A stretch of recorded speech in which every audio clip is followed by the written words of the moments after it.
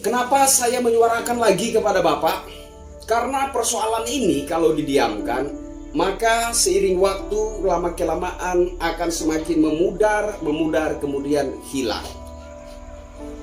Nah, kemudian situasi dan keadaan akan kembali kondusif dan tampak di permukaan itu segala sesuatu seakan baik-baik saja. Tapi di balik situasi yang terlihat baik-baik saja itu, ternyata ada ribuan jeritan masyarakat yang terbungkam, yang terpaksa diam karena tidak berdaya.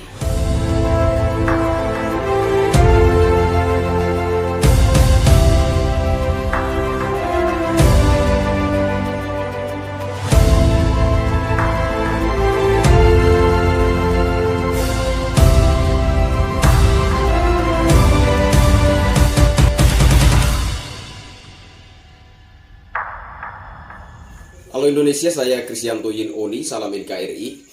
Video ini saya tujukan kepada yang terhormat Bapak Presiden Republik Indonesia, Bapak Insinyur Haji Joko Widodo. Halo Bapak Presiden, salam hormat dari saya. Biasanya saya menyapa Bapak sebagai rakyat. Itu yang biasa saya lakukan. Tapi kali ini saya menyapa Bapak sebagai anak. Anak bangsa, anak Bapak.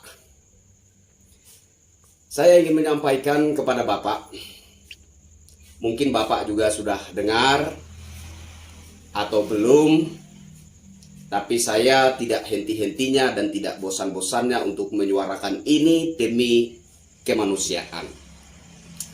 Terkait pembunuhan sadis yang dialami oleh saudari Asri dan anaknya Lail di Kupang, Nusa Tenggara Timur. Mungkin Bapak memandang ini sebagai ranahnya aparat penegakan hukum dan Bapak tidak bisa mengintervensi. Tapi saya yakin sebagai kepala negara, sebagai pucuk pimpinan bangsa Indonesia, tentunya Bapak memiliki hak untuk memberikan supervisi pembinaan terhadap institusi-institusi manapun di Republik ini. Saya yakin seperti itu.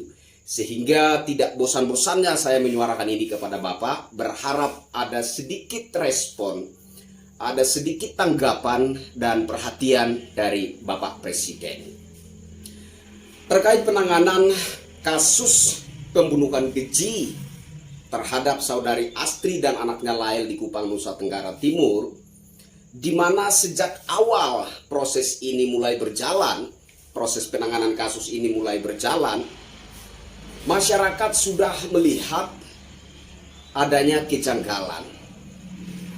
Dan tahap demi tahap dalam proses penanganan kasus ini, masyarakat terus melihat adanya kejanggalan.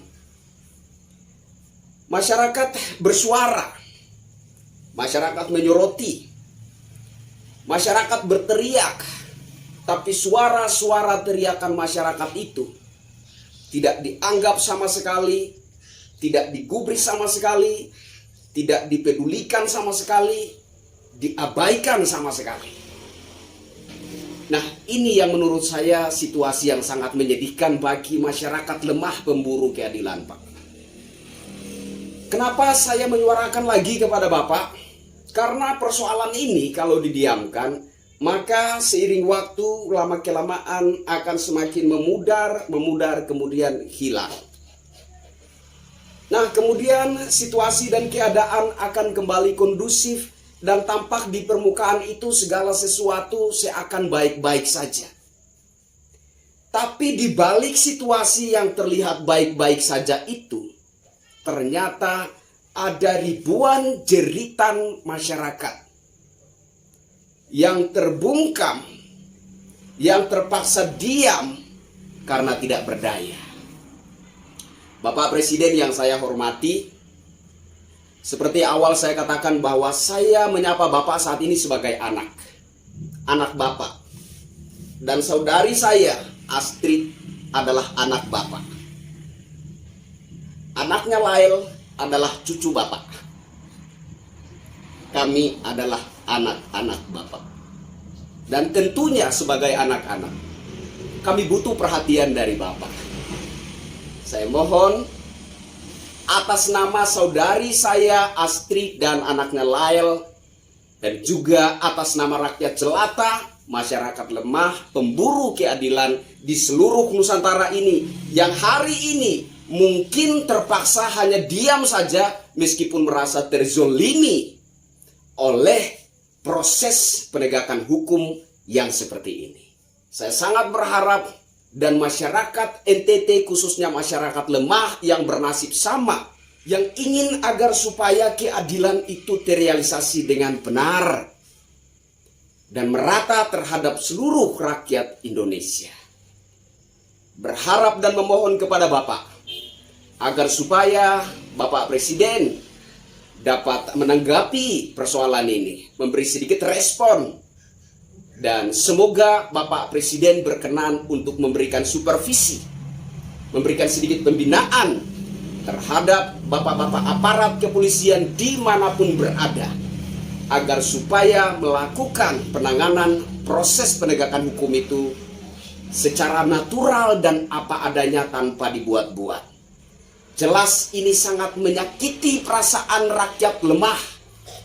Jelas ini sangat menyakiti perasaan rakyat jelata yang terpaksa diam dalam ketidakberdayaan. Saya kira itu saja yang ingin saya sampaikan kepada Bapak. Saya Krisyanto Yen Oni, rakyat jelata, anak bangsa Indonesia, anak Bapak. Salam hormat untuk Bapak Presiden.